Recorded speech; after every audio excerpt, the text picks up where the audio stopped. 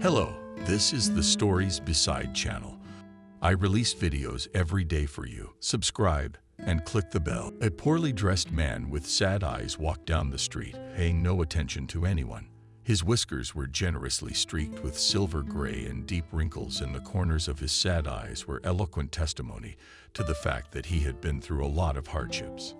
The local homeless, with their instinct, inherent in the brothers at first sight, recognized in him a man with a past. They shunned him, and the behavior of the man's eyes said that he was unlikely to be kept in a pack of comrades in misfortune. He looked to be about 35 years old, but if you do not look closely, you can give an all 40 and even more. And it was not that this strange passerby was unpleasant or his bad habits had prematurely aged. Just know, the man did not smoke and did not have a problem with alcohol. He was notable for his pleasantness, except he lived where he had to, and he was dressed in rags. Unlike people forced to lead a vagrant life, he kept his clothes clean, which he washed in the river. This mysterious man had an ugly scar on his face, but no one knew about it. After all, it was safely hidden behind a riotous stubble on his head-old leather cap, which gave him an intimidating appearance. It seemed that nothing could excite this man. A man walking down the street saw a boy of about 10 years old riding a bicycle at a red light on the roadway and a huge truck rushing straight at him. Compared to the truck, the boy was a bug. The man was very reactive. Grabbing the boy by the scruff of the neck, Michael grabbed him out from under the truck's wheel at the last moment. The bicycle was much less fortunate. The driver, jumping out of the cab, shouted, "Idiot! Are you sick of living where only parents look?" Price shrank and almost cried, and his savior looked at the driver with such a look that he hurried back into the cabin. "What about me? Only who would have to answer to?" he grumbled. "He doesn't look after the kids at all, but it's okay." The man asked the boy, when the truck finally left, "Why are you flying under the wheels? I'm tired of living." "Fool, have you ever heard of the rules of the road? Have you ever heard of anything?" The boy sniffed his nose. "It's just a new bike. I haven't figured out the controls yet." His savior shook his head. "But I'm afraid I can't help you." "Thank you, Uncle," the boy answered awkwardly. "Don't swear, but I thank you for saving my life." "I wonder what you can thank me with," grinned the tramp, paying attention, however, to the obviously expensive tracksuit. "Probably pocket money, given by rich parents," he thought. "It's just that my dad's a millionaire." "Really? He's gonna pay you if he finds out you saved my life?" "Oh, come on. My dad has restaurants all over town," proudly replied the boy. "And the main one is in the old fairy tale center. You know, that's where all the city's elite have fun. Anyway, let's go. He'll give you a lot of money." "A restaurant, you say?" the man said thoughtfully. "Restaurant is good." In his eyes gleamed unkindly light, but the boy didn't seem to notice it. Either he wanted to thank Michael so much, or he wanted to thank him so badly. Of course, not without the help of his father, or Trump now grown-up uncle, wealthy ancestors. The boy was persistent, or maybe both. Suddenly, the man felt sympathy for this guy. He held his own, confidently speaking, somehow solid or something. In short, he was a little man, a solid little man, but childishly guileless. "Of course it's good," simple-mindedly exclaimed the rich man's offspring. "Well, let's go. Let's go. By the way, my name is Noah." The boy extended his hand to his savior, and he grinningly shook it. Replied Michael, "Come on." The passers-by squinted with interest at the strange pair of a beggarly man with a hard look and a well-dressed child with an expression too independent for his age. But neither noticed it. Everyone was immersed in their own thoughts. One of the guards, glancing at Michael, said, "Ah, get out of here, you bum. You're going to scare all the customers. Don't you see? This is a decent place." "What's to talk to him?" said another guard. "We'll just kick his ass, and that's it." "No," said the boy firmly. "That's the man with me." The guards looked at each other. They liked very much the son of the owner, who was determined and judicious beyond his years. Noah more than once talked to the guards and did not let the boy into their hand, and answered all his questions. But this time the master's son was soaking wet. "You've got to bring some bum into a respectable establishment." "I think I'm gonna go," Nick said. "Well, take care, kid. Take care of yourself. Wait on the bench." The kid shook his head. The kid said the kid did the kid did the kid did the kid did the kid did the kid did the kid did the kid did the kid did the kid. "Okay." "Hi," said Noah. "Hey," the father replied with a smile. "What are you doing here?" "I'd like to talk to you about someone." "Solidly, like an adult," replied the boy. "Wow." Sebastian was surprised to hear his son's story. He frowned. Noah interpreted his father's look in his own way. "Dad, are you angry about the bike?" Sebastian replied in an exaggeratedly carefree tone. "We'll buy you a new bike." "No," exclaimed the son. "You'd better help that man. He's cool. He has the look of an action hero," laughed the father. "He's not like the other bums. Look at him." "Oh no, son, I got a lot of work to do. I'll turn your savior over to the manager. That'll be my thanks. But think about what money is. A piece of paper that's there one day, gone the next. So I won't give him a fish, but a fishing rod." "What kind of rod?" "I don't get it, no. It's a saying, but son, I'm really busy. Tell your tramp to wait by the check room. And alert security." Rejoiced kid. After seeing his son off, the restaurant owner called the manager. "Robert, come to me. It's urgent." The manager arrived exactly 5 minutes later. Robert has now gone down to the lobby. There's a man, shall we say, of a peculiar appearance, sitting near the check room. I put him on as a janitor, but I give him a uniform for any dirty work, instructed him not to be too ceremonious. But I don't have to tell you how to do it, and he can start tomorrow. "Understood, Sebastian." The manager nodded and went downstairs. If he was surprised to see the homeless man, he didn't let it show. In the few years he had worked in the restaurant, Robert had already learned. The owner doesn't do anything. He just does. Sebastian wouldn't hire a vagrant out of the goodness of his heart, but that's none of his business. Robert, even though he's the manager, he's a man of servitude. "Hello," he greeted the tramp politely. "Hello." He nodded. "Well, Sebastian told me to give you a job as a janitor." Sebastian machine questioned Michael. "Yes, the owner's name is Sebastian." At the mention of that name, Michael felt like an electric shock. Wasn't this the Sebastian he once knew? "I don't really want to appear in front of an old acquaintance in such a pathetic form. I mean, I really don't. It was with all my heart that I didn't agree to take the janitor's job, although money was hardly the last thing he was interested in. He knew he couldn't go anywhere without it. After all, he cannot until the end of the century to lead a vagabond lifestyle, otherwise just end his days somewhere on the city dump, amongst a pile of garbage no one wants. "Well, that's fine," said the manager. "I'll give you your uniforms and you can start work tomorrow. Your workday starts at 7:30. Just don't be late." The chief doesn't like that. Didn't nod. "And by the way, you can live in the back room. Just don't steal any food from the kitchen. The boss will see your hand and cut it off at the register." Sebastian's got a short conversation. He's a serious guy with criminal connections, so it's better to stay out of the way. Robert glanced meaningfully at Michael, but he didn't raise an eyebrow. He grinned to himself. "Well, I'm no worse than your chief, except I've been through a school of life that your chief never dreamed of." Michael approved up to the attic that had served as his shelter for the last couple of months. Now to have dinner of buns and kefir, which he bought with the money he earned at the market for unloading goods. By the way, the back room of the restaurant wasn't the worst option. Autumn was approaching, so sleeping in the attic is a below-average pleasure, and hot food was guaranteed at the thought of hot food. No drool, Sebastian. Not much of a Sebastian in the world. Woke up at 6 o'clock without any alarm clock, washed my face with water, and ate the remains of yesterday's dinner.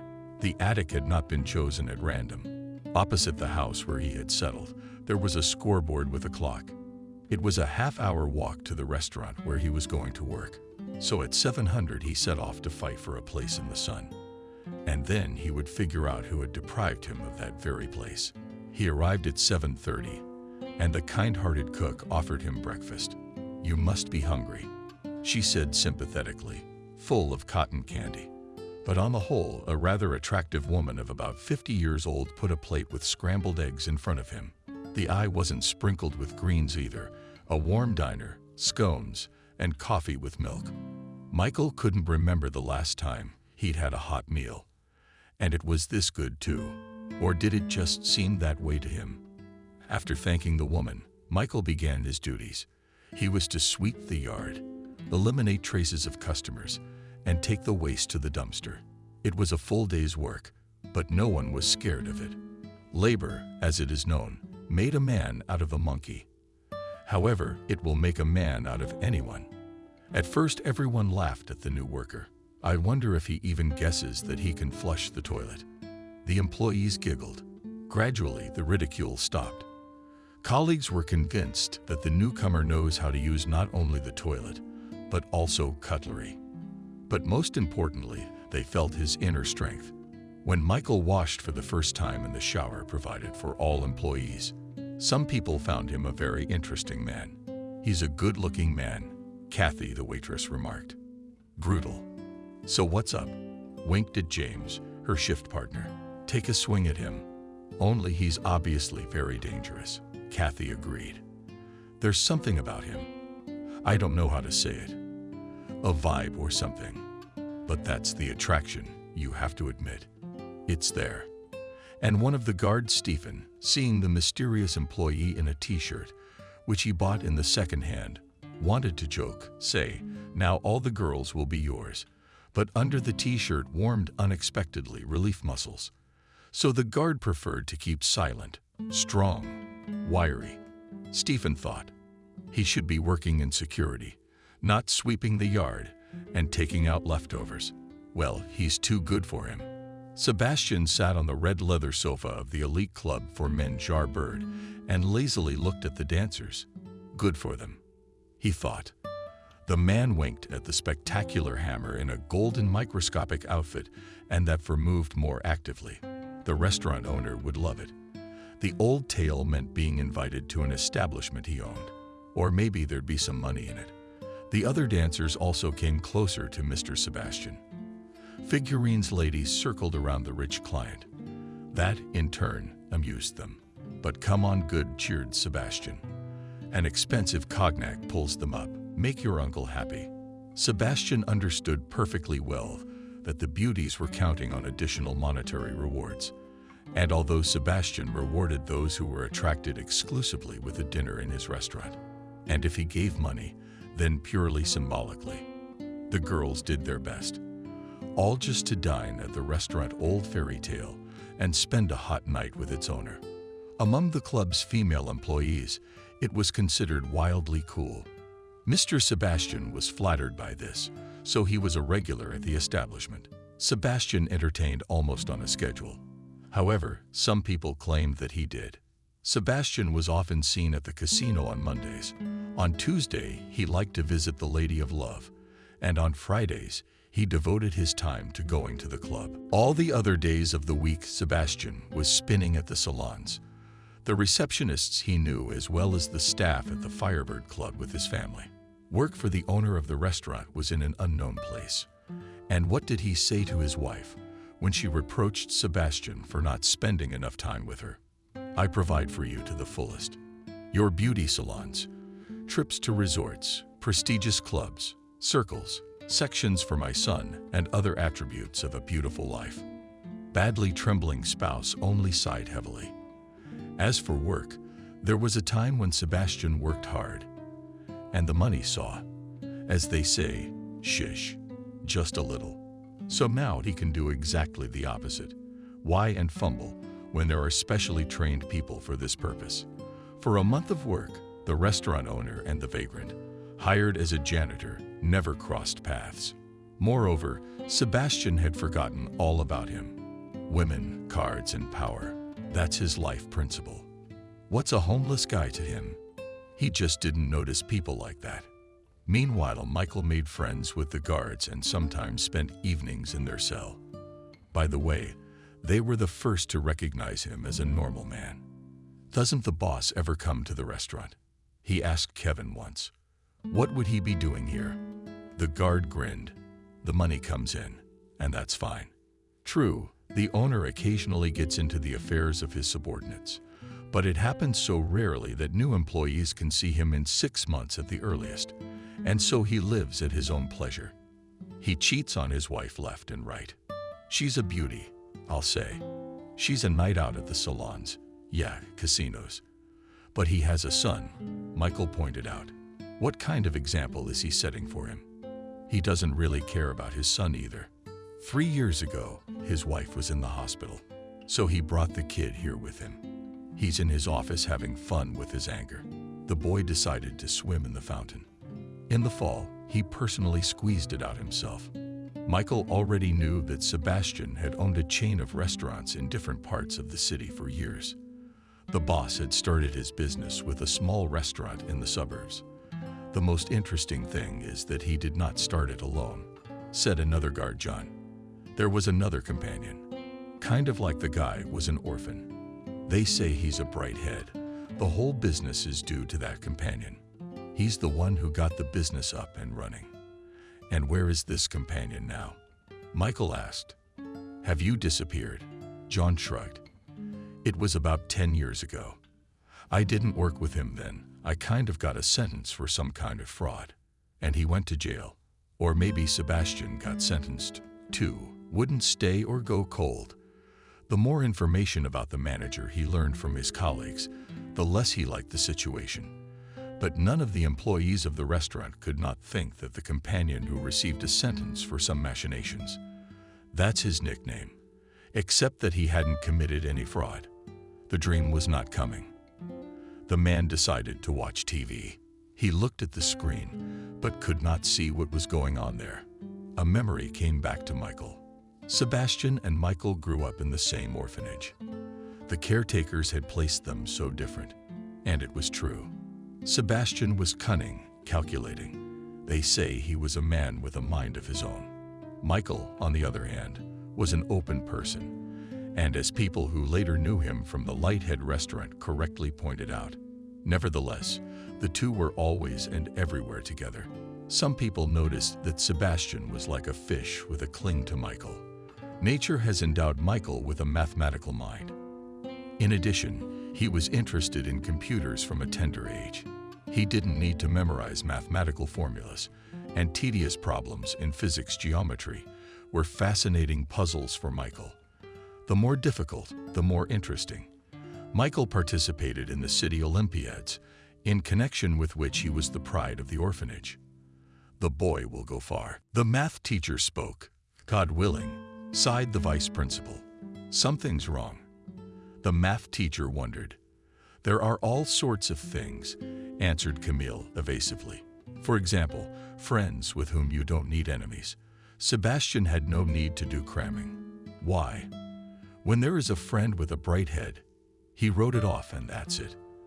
After graduation from the orphanage, Sebastian suggested that we start a business. "What kind of business?" Michael asked skeptically. "With what money? And then we have no connections or knowledge in this area. But shishi can always be earned, and connections and knowledge is a matter of gain. Remember how many legendary rich people started from scratch? Rockefeller, Bill Gates.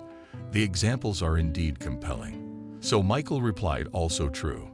Guys unloaded railroad cars and goods in stores moonlighted at the market, on construction sites, and accumulated a suitable amount, as it seemed, orphanages. The matter is small to find a room to put it and finally start working for themselves. Future companions began to search for premises. Find a suitable option managed only a month later. It was an ugly building outside the city. It cost a ridiculous amount of money.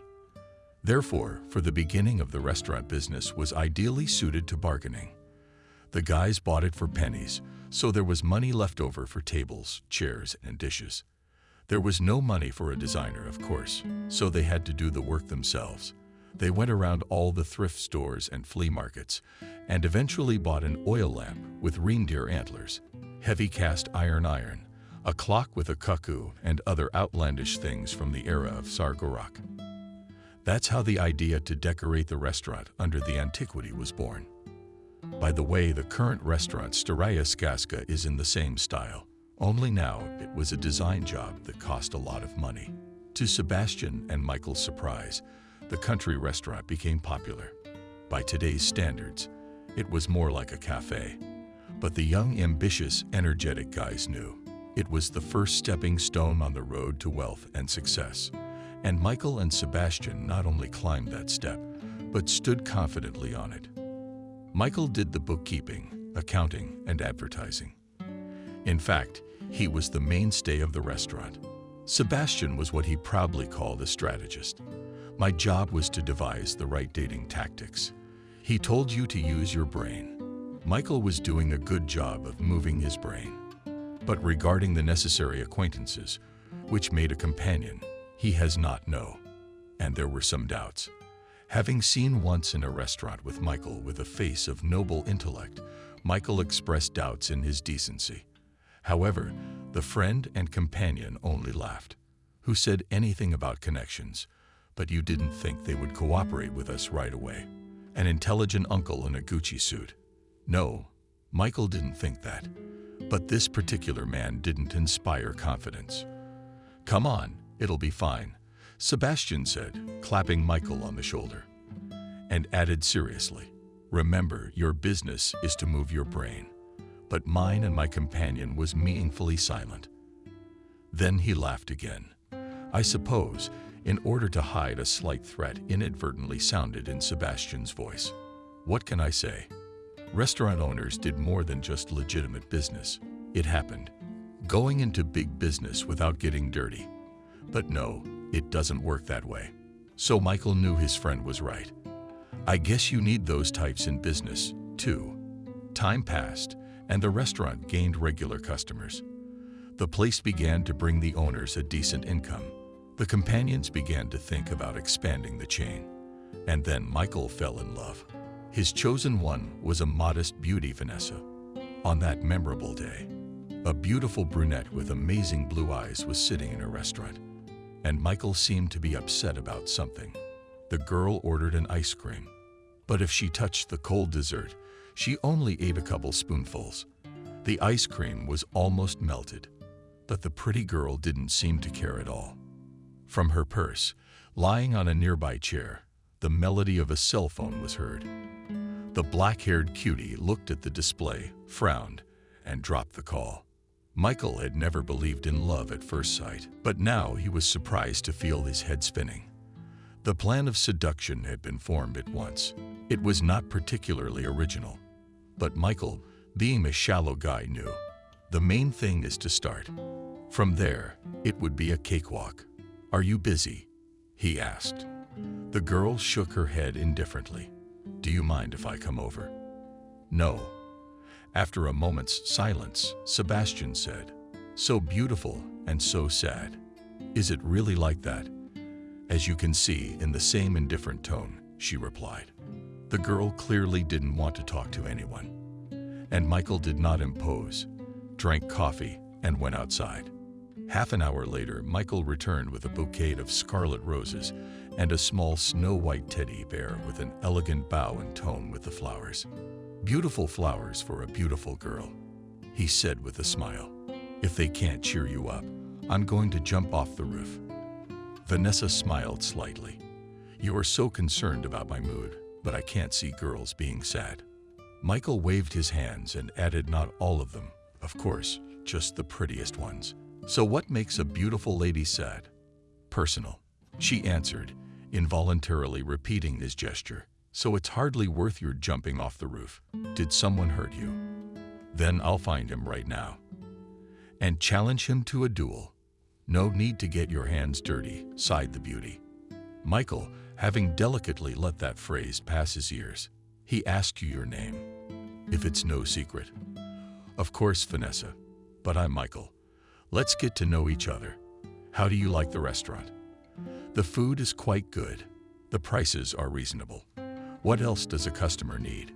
Yes, Michael agreed, remembering how Sebastian had grumbled that the prices should be raised. You know, Vanessa, the restaurant closes in half an hour. Maybe I could give you a ride. That's convenient. Which way are you going? Sports manage. Michael, I should have gone the other way. But he cheerfully replied, how wonderful. It's just down the road. Michael gallantly opened the door of his used Toyota for her, and they drove off. Obviously, Vanessa wanted to talk, so she told Michael that she had caught her lover in bed with her best friend. He chose not to say anything. What can I say? Vanessa said to Michael when they drove up to the house where the girl lived, maybe you don't have time for this now, but would you like to have dinner with me in the same restaurant? Tomorrow. Oh no, I can't tomorrow, she replied regretfully.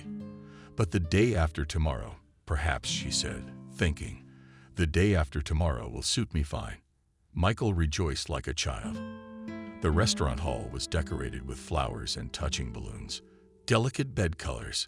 Michael looked through CDs and thought about what kind of music to choose for a romantic evening. Romantic. Did you notice Sebastian when the companion initiated his plans? I'm even curious, who's the girl you're so upset about? God willing, we'll be at my wedding, Michael assured him. Even so, you bet we will. She's a gorgeous girl, but she's not a loose cannon. There's not a lot of those around these days.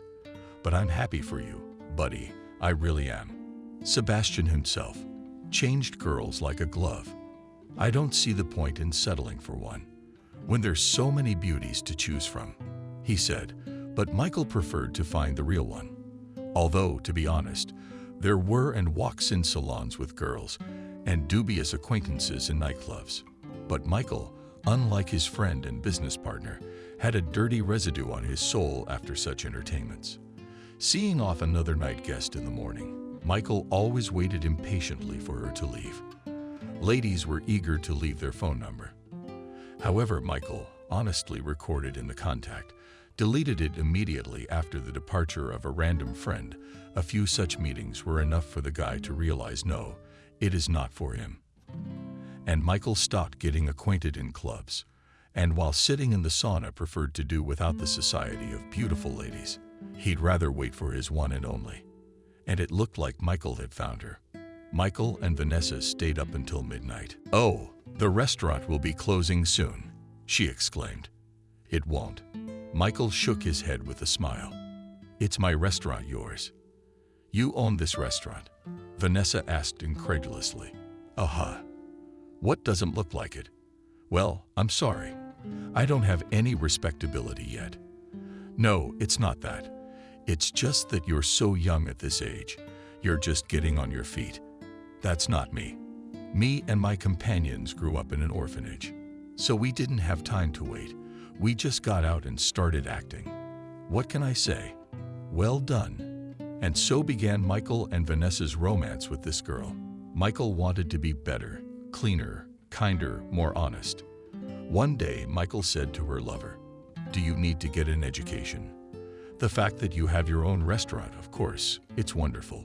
But you realize that business is sometimes fickle." "Yeah, I'll give you a tongue lashing," Michael exclaimed. She nodded. "But you can't spend your whole life being afraid to take a chance." No kidding. Education is always valuable.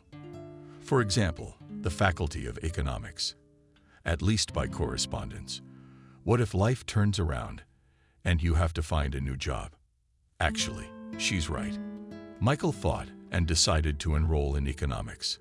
His buddy grumbled that Vanessa was twisting the stakes any way she wanted. But why would she do that? He disagreed. "I just listened to my favorite girl. By the way, my Michael is not only beautiful, but also smart. And a soulmate, of course. Have you noticed that our names are almost identical?" Sebastian frowned perplexedly, and Michael laughed. "Well, I am a nickname, and she is Michael's friend and business partner," only shook his head. The logical conclusion of this beautiful romance was a luxurious wedding. The witness from the groom's side was Sebastian. It could not have been otherwise.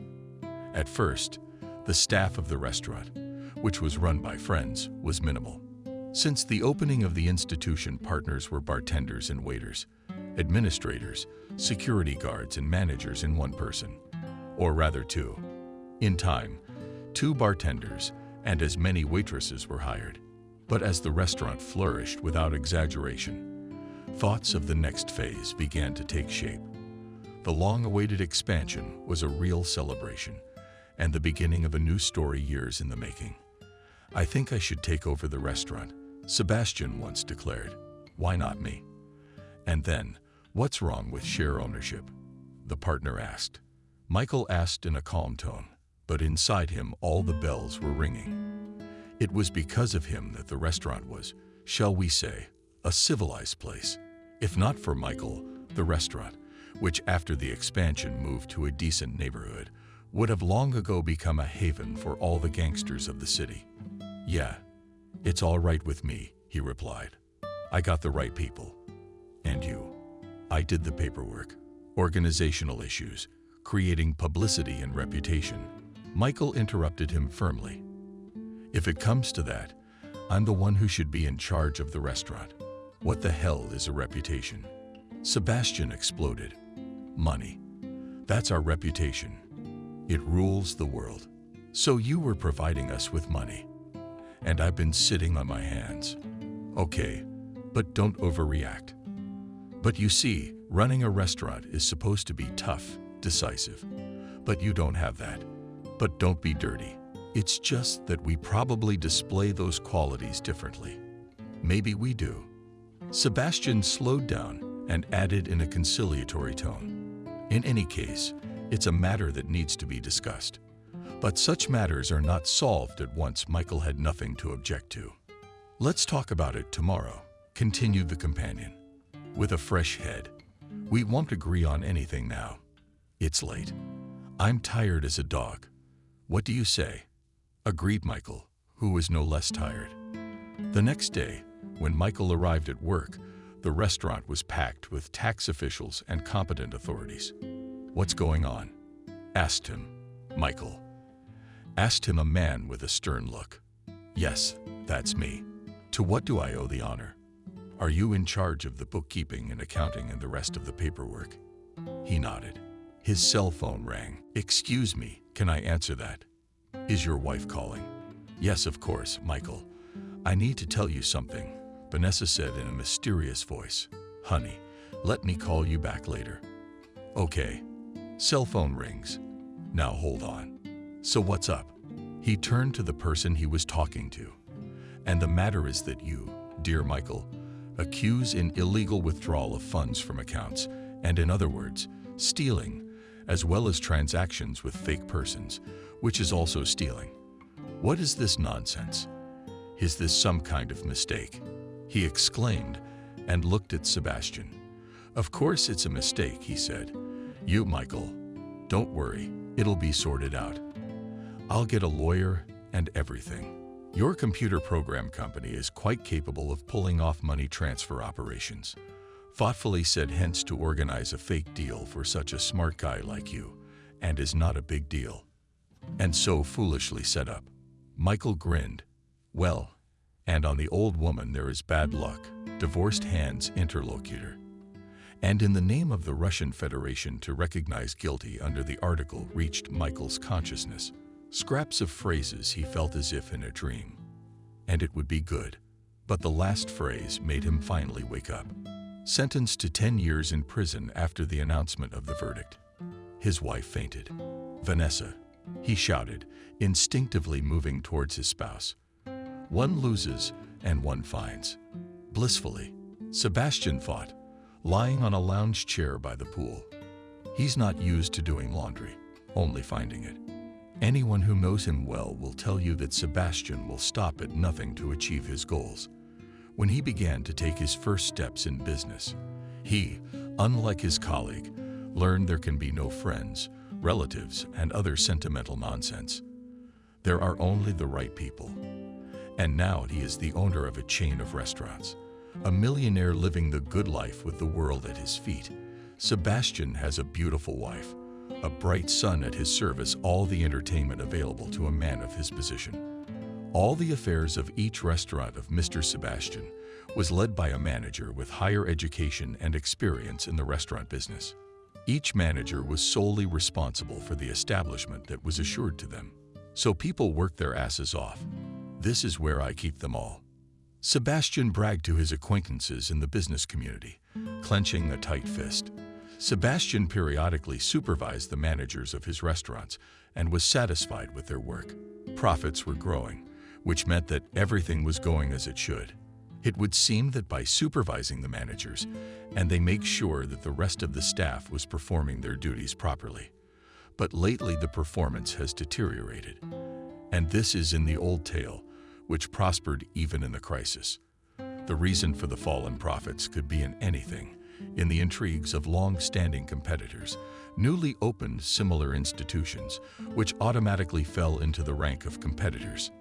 And the crisis could still hit Mr. Sebastian's pocket. But the competitors he is sure to scour. And if someone really dares to mess with him, oh, Sebastian doesn't envy him. You can't fight a crisis. But what prevents you from organizing some kind of anti-crisis action? But the experienced entrepreneur couldn't help but realize, start directly with the establishments. As experience has shown, most often it turns out to be much simpler. Someone is stealing, and the restaurant owner decided to install CCTV cameras in all restaurants in the chain. One day, while watching the footage, Sebastian saw a homeless man. Who the hell is this hobo? He thought, puzzled. Then he remembered that a month ago he had hired a janitor at Noah's request. According to his son, he was from the homeless. Yes, definitely a head restaurant, and that would be all right. Except the hobo's profile looked familiar. All hobos look alike. After all, he decided, Sebastian was going to Greece. A business trip, he explained to his wife. Though she didn't ask. The couple had long existed autonomously, and it couldn't be said that either of them was upset about it. The husband was engaged in business, the wife in the household, and the son. And they each had their own entertainment. Sebastian flew abroad. A couple days later, Noah went to see his mother. Mommy said, "Let's go to Daddy's restaurant," but he's in Greece. And we, as owners, will supervise the work. "Oh, you are a miracle," laughed the mother. "Daddy has managers in every restaurant. So we'll control them, just like Dad does." The wife of one of the most successful entrepreneurs of the city adored her son and was proud that Noah is growing smart beyond his years. However, there is in whom. He's a logical boy. And his wife Sebastian had been sitting at home a lot lately. "All right, I'll do it," she laughed. Michael picked up the yard for customers who were celebrating a wedding in the restaurant and showered the yard with rose petals, rice, and coins. Afterward, he headed for the back room. In the lobby, he saw Noah, a boy, chatting animatedly with a guard. "Great," he exclaimed joyfully when he saw Michael and extended his hand to him. "Great, Michael." "No kidding," Michael responded to the handshake and asked, "How's life?" "And I learned to play chess." "Good for you," he said. "Would you like to join Noah?" "I can't yet," regretfully answered Michael and wandered on, not realizing what meeting awaits him in 5 minutes. "Vanessa," Michael exclaimed, feeling his heart jumping out of his chest with excitement, as if he was being hypnotized by a hypnotist. Michael walked over to Vanessa and put his arms around her. The woman looked perplexed at the attractive man in a t-shirt and almost lost her senses. And it's a miracle that she didn't lose her senses. After all, in front of Vanessa stood her first husband, who had died in the colony many years ago. At least that's what she thought. "Michael, you're alive. Why did I have to die?" Dumbfounded, "The one where we can talk." Vanessa looked at her ex-husband, and the events of 10 years ago flashed before her eyes like a blink of an eye. She had never liked her husband's friend and companion, and she had told him so more than once. It wasn't that Sebastian had glanced at her shamelessly from time to time. Just another womanizer seeing another trophy. Although, if you think about it, that's saying a lot. If a man can look at his friend's wife like that, who knows what to expect? Vanessa never told Michael what kind of looks Mr. Sebastian gives her. But to warn her husband, why not? "Michael, why don't you buy out your share and work as you see fit?" She said something like that. But she didn't trust Sebastian. And Michael had mentioned that he wasn't happy with the people he found, nor with his style of working. "I thought about it, but the exchange is very troublesome and not cheap. And then the clientele is worked up will certainly arise the question of who to look for new premises, and I suspect that I have lived her Vanessa." She realized that Sebastian would not give up what he had, and there was no telling what he might do to her husband. On that unfortunate day, Michael came home agitated. When asked what had happened, he recounted to his wife the conversation with Sebastian. Vanessa already had a bad feeling, and the next day Michael was arrested. Vanessa lay under a blanket and stared blankly at the ceiling with a cup of tea prepared by her caring mother. Still untouched. "I can't believe it," whispered the girl, and her eyes filled with tears. "No, I just can't believe it. It's been known for a long time." Cut the mother off. Where there's business, there's crime. It's like living on a desert island, for God's sake. Michael's not like that. He tried to work hard. He was honest with Vanessa. Apparently, he wasn't trying hard enough. Adriana sighed. Frankly, she didn't want to believe that her son-in-law was capable of such a thing. But facts are stubborn things. Even now, they are not able to assess the situation objectively. Love, as you know, is blind. "Mom, I'm sorry, but I want to be alone." "Tired," said the daughter. "I'm sleepy. By the way, did you tell them?" "No, I didn't have time. I fainted. When I woke up, Michael was already gone. Adriana was gone, and Vanessa was asleep. But no sleep came through the dream." The young woman heard her cell phone ringing. Sebastian was the only thing missing right now. He could be useful, though. Vanessa wasn't allowed to see Michael, but Sebastian wanted him anytime. He said he could see Michael as a business associate on a case. "Hi, Vanessa." Sebastian said hello with sympathy in his voice. "Hi, I'd like to meet you, but I'm meeting Michael tomorrow to give him a message. I just don't feel comfortable talking about it over the phone." "Okay, come over. I'll be there in 20 minutes," with a colorless voice. "Is there really nothing that can be done?" Desperate, Vanessa asked. Sebastian shook his head. Apparently not. The lawyer was powerless. "But don't think. I'm not giving up. I've done everything I can and can't do. Friendship is sacred to me." "Thank you, Sebastian," Vanessa said in a heartful voice, and kissed him on the cheek in gratitude. "You're welcome." He was embarrassed. "What do you mean you weren't allowed in?" Michael exclaimed in amazement. "That's what Sebastian told me." The ex-wife whispered. "As a wife, you should have been allowed in the first place." And then Michael remembered his conversation with the man he thought was his friend. But apparently he was wrong. "Vanessa is in a very bad way right now," Sebastian said. "When did the buddies meet?" "Thought I shouldn't have seen you now. Then when she comes around a bit, you'll get a date. But I don't even know how to tell it like it is. She doesn't want to see you. What is there to understand? Just please take care of her. You don't have to worry about that." Michael didn't write him a line. Michael thought his ex-wife had decided to cut him out of the criminal's life. And Vanessa, it turns out, thought he was dead. There was no need to ask where she got that information. They did try to kill Michael. But at the time, he thought it was an accident. When Sebastian announced his death, he asked her to marry him. "Why are you standing there, widow?" reasonably asked a friend and business partner of her husband. "Before you know it, you will give birth. I will give the child's surname and accept the baby as my own." "As my own," Michael said slowly. "Yes, Michael, I was pregnant when you were tried."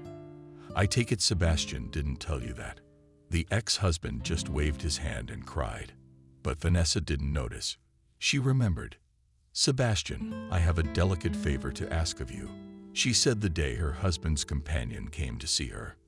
Vanessa had doubted until the last moment whether Sebastian should be entrusted with such a task. But in recent days he had behaved like a true friend and a gentleman. Maybe it's true what they say about friends in need. I'm listening to you, Vanessa, Sebastian said softly. You know I'll do whatever you ask. Tell Colia that we are going to have a baby. And what else? I love him very much. Okay, Vanessa, I will. Waking up from the memories, Vanessa was horrified to realize that her ex-husband was resting on her shoulder. Michael, are you crazy? Frightenedly, she whispered, not now. God forbid Sebastian's handmaidens see. Then you'll be in trouble with me. Be patient, my good man. I won't stay with Sebastian any longer. As soon as he comes back from Greece, I'll file for divorce. And that's how the puzzle came together. Didn't Michael trust Sebastian like he trusted himself? Yes, his modus operandi was specific, but Michael was sure his friend wouldn't hurt him. How naive was he, though? Yes, my dear. Wiping away tears, Michael said. I love you. Everyone does too. Vanessa whispered. Now I have to go. Have you seen Noah by any chance? Noah is our son, smiled Michael. It's clear in the guardhouse now, he grinned. The guards are getting fed up. The last customers left the restaurant, and Michael hurried to finish his work. He watched his ex-wife and son get into the car, and an amazing warmth spilled over his body. A surprising warmth. Falling asleep, Michael sank back into his thoughts. After serving 10 years of a sentence that was meant for someone else, he was able to survive and get out. Yes, Michael had no place to live, no family. But he was now convinced that it was only a matter of time. The zone had given him a lot to think about. Don't you think you could have been set up by a companion? The thief-in-law asked him. I don't want to believe it, Michael admitted. We grew up in the same orphanage. Started at the bottom together. That's true, but you never know what to expect. Or look, you can break through to see what's what. That's how Michael found out his ex-wife had married Sebastian. Asked a friend to take care of it. With bitter irony, he thought. So he did. How? Though there was nothing to be offended about. As it turned out, Sebastian was raising his son, and the boy didn't need anything. But in fact, he never really needed Noah. Sebastian needed the business and Vanessa. That's how the tramp lived. Without attracting attention, he thought. And there's no telling how long it would have lasted. And if it hadn't been for the case of Noah, my son. Yes, fate brought us together. Vanessa was picking up her spouse from the airport. Tonight she would tell Sebastian she was leaving him, and whatever would happen, it happened. Vanessa married him out of gratitude. Except, as it turns out, there was nothing to be grateful for. So how are you guys doing without me? Asked Sebastian, having settled down on the front seat next to his wife. Everything is fine, the woman replied briefly. What Noah does, what could he be doing? Shrugged. School sports, school, computer. The spouse hummed. And Vanessa didn't like it. It didn't turn out well. I don't want anything to happen. Sebastian ate lunch and retired to his office, while Vanessa nervously knitted her fingernails in her palms. It was not so easy to inform her husband of her decision. If Sebastian had been someone else, it would have been much easier. There's a different kind of discretion involved. It's scary to think about. Vanessa's thoughts raced frantically, overtaking each other. What's in it for me? That's what Michael was thinking. Michael. I love Michael, and I want to be with him. I promised him we'd be together, which means I have to do this for us. How scary is that? Without coming up with anything, the young woman flopped down on the back of the sofa in exhaustion. Suddenly, she heard her husband's quick footsteps. Sebastian, where are you going? Asked Vanessa. I have to go to the head restaurant, nervously replied her husband. The next day, Michael woke up in high spirits. He had a blissful smile on his face, and all the restaurant staff looked at him with amazement. The janitor is smiling. He even looked better, Kathy remarked. Maybe he's in love, suggested the cook, feeding the waitress under her nose. Who knows? In the afternoon, there was no trace left of Michael's good mood. He was sweeping the yard when a glossy black SUV drove onto the restaurant grounds and braked sharply. Michael barely had time to bounce. "Let's go to my office," the boss said as he got out of the car. "This one's for me." Michael asked, "Are you deaf?" Vanessa did not like the tone with which her husband answered her question. In fact, he seemed to be furious with the head office. Vanessa, determined to follow her husband, rushed to the second floor to change. She wouldn't be traveling in her robe. Sebastian's office was wide open. Vanessa entered it without a second thought. The laptop was open too. And what Michael saw on the monitor made her heart beat like crazy. It was the scene of the former spouse's meeting after 10 years of separation, namely Michael hugging Vanessa. But the worst part was the open safe. Vanessa knew that in addition to cash and jewelry, there were guns in there. It wasn't there now. "You're also that bastard hugging my wife?" Sebastian asked without offense. "Do you want to be found in the river with a weight on your leg or a hole in your forehead? I'll organize that for you now. And no bum will look for you." Sebastian pulled a gun out of his pocket and pointed it at Michael. "Sure, Sebastian." Michael smirked, looking up at him. "Michael?" Sebastian asked, stammering. Michael, without wasting a moment, snatched the gun from his former friend and business partner. He now held Sebastian at gunpoint. "He is?" Michael confirmed. "But you're what?" "I'm dead in prison. You see." "No. What do you want?" asked Sebastian. "For money. I'll give you as much money as you want. Just for God's sake, let me live." "To hell with your money," Michael replied contemptuously. He abruptly took out of his pants with a cold belt and ordered the chief to a chair. He lowered himself, and Malishev began to tie the former companion to the chair, continuing to hold him at gunpoint. "Just like that," Michael said approvingly. "We'll talk, but you're not going to kill me." Ingratiatingly, looking at him, asked the director of the restaurant. "Why should I?" The janitor shrugged his shoulders. "I've already served 10 years, and you know, I'm not going back." Michael took a tape recorder out of his pocket and said, "Well, tell me." "What? What about what?" "The way it happened, of course. And if you're an asshole, you're lying." And Michael shook his own gun in front of his boss. "I've always envied you." Sebastian started in a pathetic voice and didn't dare stop talking. "But I understood that. What's next? Who set me up? Are you a rotter?" Sebastian nodded. "I don't need to nod.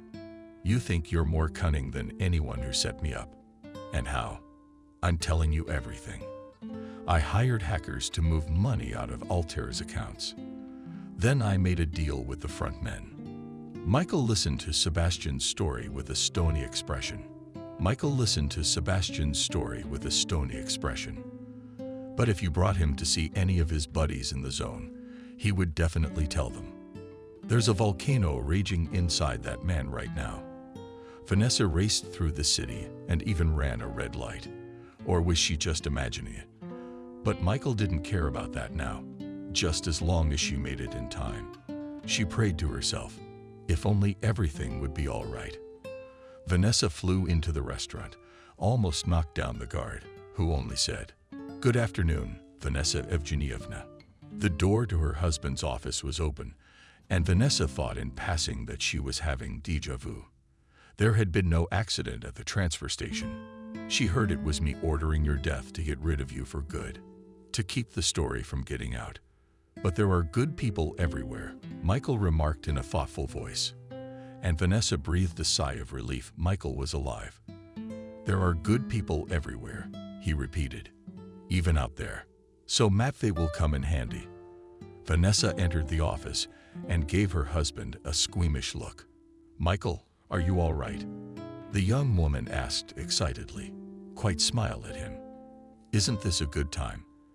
I was just telling your husband why I'm alive and not feeding the worms on his orders.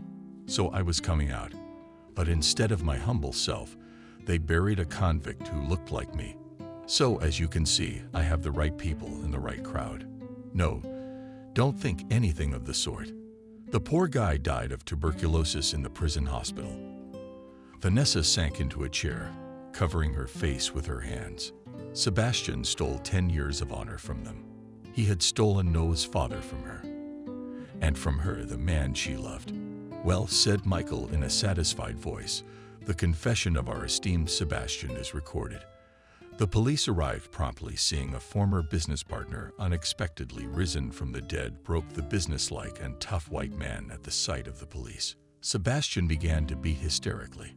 After listening to the tape recorder, the investigator said, addressing K. Sebastian, well, it's all very clear. All you have to do is write a full confession. Sebastian got 6 years less than Michael. But that's enough to get a taste of the zone with his spare temper and arrogance. They'll seem like an eternity. Michael received a solid monetary compensation, although there is hardly any amount that would compensate. 10 years irrevocably erased from his life. How beautiful you are, Vanessa said admiringly, meeting her former and future husband from the beauty salon. I envy myself.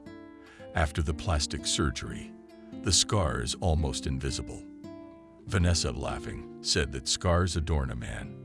But Michael didn't want a single detail to remind him of the past. Out with the past. Now a happy future awaited him with his beloved wife and son. In the meantime, Vanessa addressed him with a smile. We're on our way to introduce the staff to the new director. Let's go. When Michael Vanessa entered the conference room, there was a murmur of approval. Now, Michael, it was hard to recognize the homeless man who had worked as a janitor a few months ago. Guys, let me introduce you to the new leader, Vanessa said solemnly. Michael, please love and applaud. Some people gasped. They were just realizing who would be in charge of them now. Like the manager, Robert, who, it seems, had just yesterday provided Michael with a uniform and was giving him instructions. What can I say? Life is unpredictable. If you're only a violent scoundrel, said Kevin. And for old time's sake, you drop in on us in the den. That's right, John said. You know, there's a lot of guys in charge. But that's not all, Vanessa said with a smile. The audience froze. Michael and I are getting married in a month. Everyone is invited. The subordinates applauded. Vanessa, Michael, congratulations. We're really happy for you. You're such a beautiful couple. The atmosphere in the hall was lively and very warm, which was never there under the previous owner. It was clear that the staff was really happy for Michael and Vanessa, except that Kathy's waitresses are a little sad. Such a man, and not about my honor, thought the girl, and apparently, and really should look at John. The guard John, noticing Kathy's gaze, winked at her. You have to strike while the iron is hot. He had liked her for a long time. The new manager came to the liking of his subordinates. Michael finally withdrew from the ordeal that came to his share. Turned out to be an interesting man with a great sense of humor. Michael regained what belonged to him by right, the love of a business son, but fate returned his happiness with interest. A month after the wedding, Vanessa walked into his office with a mysterious look on her face. Michael, I have something to tell you and show you, she said. She sat down on her husband's lap. You intrigue me. Michael smiled, taking off his glasses. Enough work for today. Vanessa took out a pregnancy test from the pocket of her robe, which showed 2 stripes. Michael, that's what I'm thinking. James nodded with a smile. Michael shouted, getting up from the chair. From behind spun Vanessa around the room. Now that's news. When say, Noah? She asked, looking at her husband with her beautiful, shining blue eyes. Let the 2 of us rejoice in this news today, whispered the spouse. And Noah tomorrow. I know him. He won't be able to sleep afterward. That's right too, laughed Vanessa. On that sunny Sunday afternoon, Michael, Vanessa, and their son Noah walked around town with the little one. It was a weekend family ritual that they never thought of breaking. Noah was rolling Michael as big brother, with a toy pink face peeking out of it, and the parents walked holding hands. They walked past a plain building where the digital signage stood, the very same one that had started Michael's free-spirited life. The head of the happy family looked up at the roof of the building and thought that maybe there was another one settling there now. And who knows, maybe he, like Michael, had come from a place not so far away, and it was the scoreboard that attracted him. Well, may he be lucky. Michael wished happiness to an unknown man. Everyone has a right to his place under the sun. Michael looked lovingly at those who were dearest to him and thought that he had succeeded. He was truly happy.